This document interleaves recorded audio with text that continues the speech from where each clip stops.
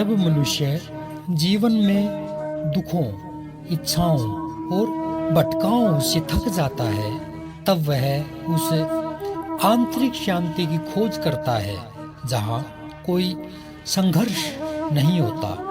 अष्टावक्र गीता का यह श्लोक हमें बताता है कि कैसे एक बुद्धिमान साधक संसार की अस्थिरता और विषयों की पीड़ा को पहचान कर शीघ्र ही आत्मा की शरण में चला जाता है।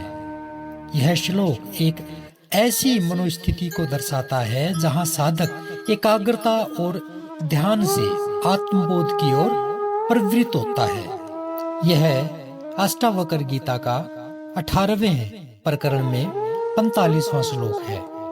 इस श्लोक में अष्टावक्र जी कह रहे हैं, इंद्रियों के विषयों रूपी हिंसक पशुओं को देखकर भयभीत साधक सुरक्षा की खोज में शीघ्रता से आत्मा की गोद में प्रवेश करता है ताकि वह नियंत्रण और एकाग्रता द्वारा सिद्धि प्राप्त कर सके।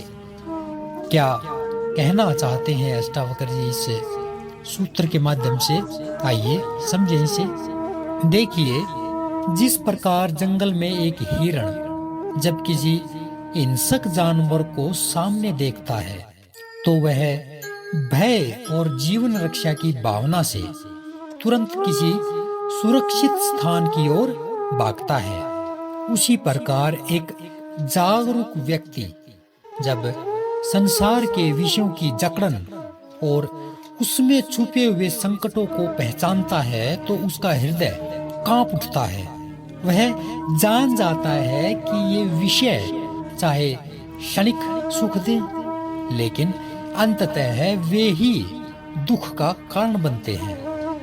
यह पहचान जब गहराई तक बैठ जाती है तब साधक भीतर की ओर मुड़ता है। यह भीतर की ओर जाना कोई भागने की क्रिया नहीं है, बल्कि यह एक जागरूक पलटाव है, मुड़ाव है। जैसे कोई शरणार्थी युद्ध भूमि से भागकर किसी शांत और सुरक्षित स्थान की ओर दौड़ता है, वैसे ही साधक भी अपने भीतर की ओर दौड़ता है, उस परम शांति की ओर जो आत्मा में ही निहित है। यह जो प्रवेश है, ये कोई बाहरी गतिविधि नहीं है, बल्कि मन की एक आंतरिक गति है जहां वह समस्त विकर्षणों से हटकर, सभी संघर्षों से हटकर केवल आत्म स्वरूप पर स्थिर होने लगता है। यह स्थिति तभी आती है जब साधक विषयों की प्रकृति को समझ लेता है कि वे अस्थायी हैं। क्यों? क्योंकि प्रकृति सदा चलायमान है, यह परिवर्तनशील है और मन को उलझा कर रख देती है। वह यह भी जान लेता है कि बाहरी सुख चाहे जितने भी मिल जाए, वे अंततः अधूरे ही रहते हैं और अंत में विरक्तता छोड़ जाते हैं, खालीपन छोड़ जाते हैं। ऐसे में साधक का मन उस केंद्र की ओर खिंचता है जहां कोई भटकाव नहीं, कोई चिंता नहीं, केवल शांति है। और यह जो केंद्र है, यह केवल आत्मा है। इस आत्मा की गोद में साधक तब प्रवेश करता है जब वह संसार के सभी आकर्षणों को पीछे छोड़कर एकनिष्ठ होकर भीतर उतरता है। उसे यह अनुभव होता है कि केवल आत्मा ही उसकी सच्ची शरण है, जहां न कोई भय है, न कोई लालसा। यहाँ निरोध का अर्थ है सभी मानसिक चंचलताओं का निरोध करना, उनको रोकना।